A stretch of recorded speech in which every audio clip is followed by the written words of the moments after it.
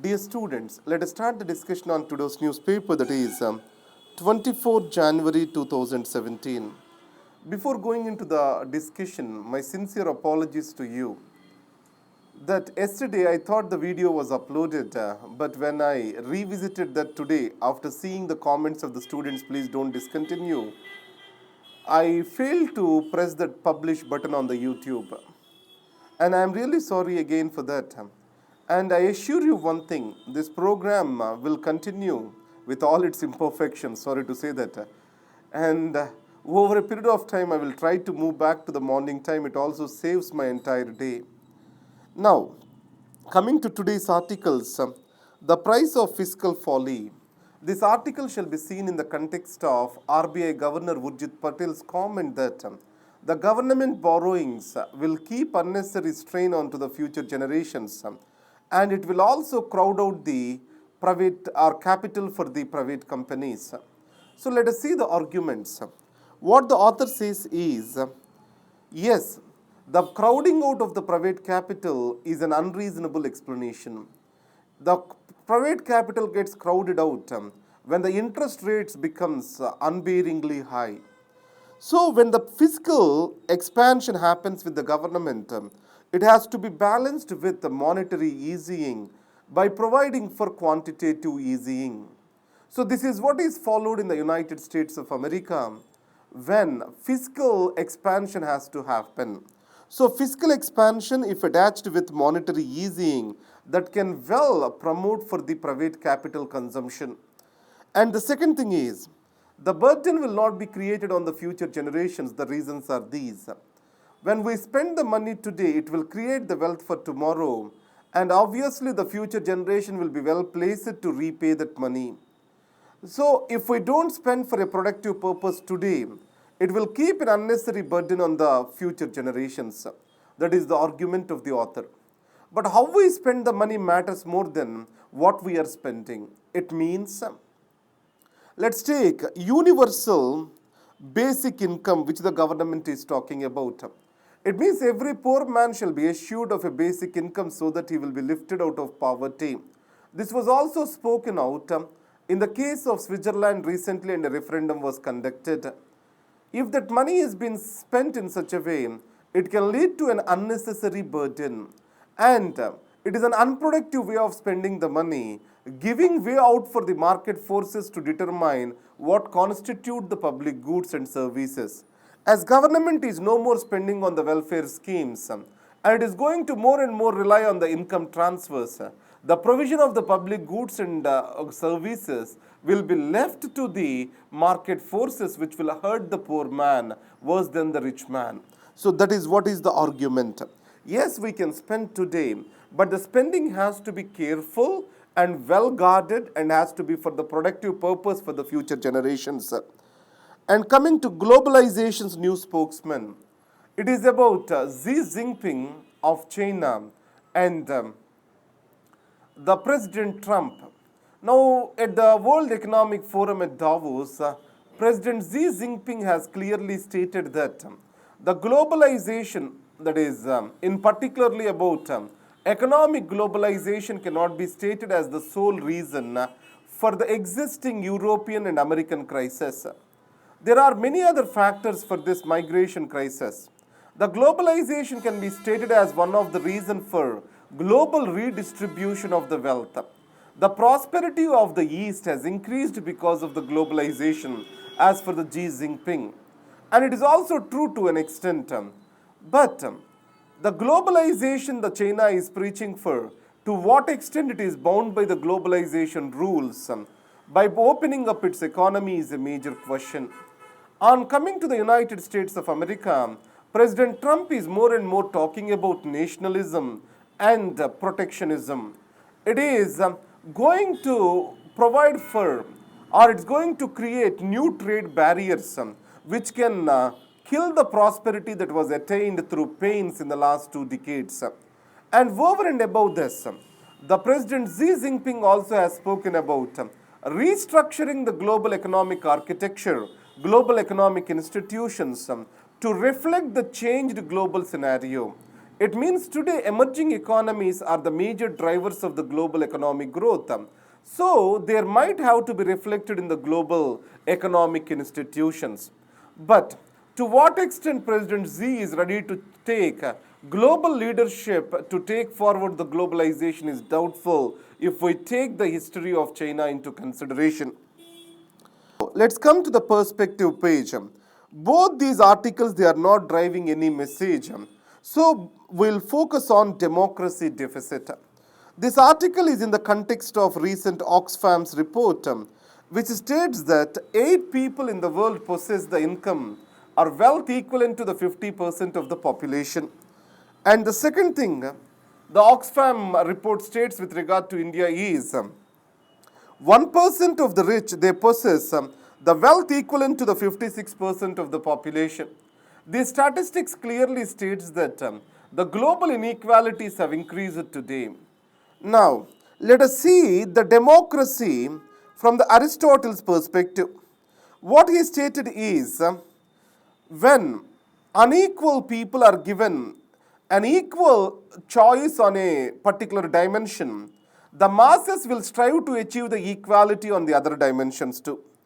It means, if we give the right to vote to the masses, they will use the vote to bring in equality on the other dimensions. So if you provide for the political equality, it can slowly lead towards the economic and social equality. That's what Mr. Aristotle has spoken about. And in an oligarchy, the unequal people, inequality one dimension will strive or will make the rich to strive for achieving the inequality on the other dimension too. Today, as inequalities on the economic dimension are increasing, this is going to increase the inequality on the other dimensions too. That is what the article reflects at. In this context, he spoke about 2 types of the constituencies. One is, if we visualize the society as naturally conflict flown, then we have to make a representation so that all groups are being reflected before the king. When the republics have come up, specific houses are designed, upper house and lower house, to reflect different strata of the society. But American Constitution and the French Revolution has changed this. American Constitution has brought, or is famously called as, middle class constitution. Because in 1770s, America was an egalitarian society. In those circumstances, the middle class constitutionalism has come up in United States. But today the same America is a place for inequalities. Because of this, what we can state is, as inequalities are growing up in the societies, that can become a threat towards the society, or that can become a threat to the democracy. Now, Hindu newspaper, Jallikattu protests turn violent across Tamil Nadu. Now, already we have discussed enough about Jallikattu. In the yesterday's newspaper, I have discussed about a difference between ordinance and a law. They have the same effect, but failure of the common man to understand is the major weakness of this protest. And the second thing is, now a leaderless spontaneous movement, can it remain leaderless for long? If vested interest tries to hijack the movement, how it has to be controlled? In the era of social media, the governance structures have to more and more face the spontaneous movements, turning violent. How the governance or how the police system has to get prepared for this, by giving due consideration to the rights of the people, is a major challenge for the governance. And coming to UAE signals a look east policy.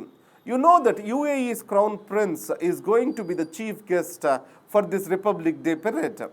In this, India and UAE are about to sign a strategic cooperation agreement.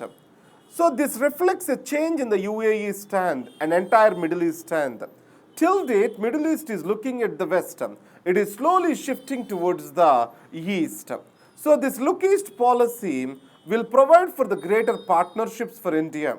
And Gulf Cooperation Council, which was strategically against India on the Kashmir issue, it can turn favorable to India if India can be a great destination for their investments, and India can provide for necessary scientific and other solutions for their defense problems. And easy advisory on union budget. You know that this year budget is going to be presented on February 1st, and elections are also simultaneously placed. In this context, the Election Commission of India has given advisory to the government that it did not introduce any state-specific program with regard to the states where the elections are being held. The government is also not expected to make a statement on its achievements in these election-going states. And the next is on the business page. Here, the major thing is the finance minister is very tightly spaced in the ongoing budget. The reasons are two. The GST is as expected did not get launched. And second thing is demonetization has kept the stress on the financial resources at the disposal. And also there is a downgrading of the economic growth by the rating agencies. And lack of availability in the rural economy has nullified the advantages of the good monsoon. So in this context, how Jaitley is going to place his budgets to please all the sections of the society is a wait and watch. And coming to the that is, India rejects attempts by European Union and Canada for global investment agreement. Here we need to talk about state and investor dispute settlement. What India is arguing is an investor has to exhaust all the local options before he goes for the international arbitration. As of now, international arbitration is directly available. Because of this, the investors are going for this and claiming the huge losses or huge compensation for their losses due to policy changes. So let's take, I have invested in India in telecom sector. Due to Supreme Court judgment or otherwise, the policy has changed. Then investor can go to the international arbitration and can seek the compensation from the government. With regard to Vodafone deal, especially on the tax issue, and also Kane Energy, this has faced by India. So India is changing its bilateral investment treaty agreements, and the attempt by the European Union and Canada to impose this investor-state settlement disputes under WTO agreement is being opposed by India. President Trump moves out TPP. The Trans-Pacific Partnership is to bring in the US allies together to fight against the growing might of China. That is one perception of that. And it is going to amount for the 40% of the global economy. In this context, if US has moved out of the TPP and a total pact gets nullified, it is reversing the Obama's legacy. And for India, it will be specifically advantageous. The reasons are, India is not part of the TPP. If TPP comes into force, then the Thailand, Vietnam, these countries gets greater benefits of export, as India has resisting the provisions of the TPP, which are stringent than the WTO provisions. So these are the articles for today. Thank you very much and all the best. Thank you. Bye-bye.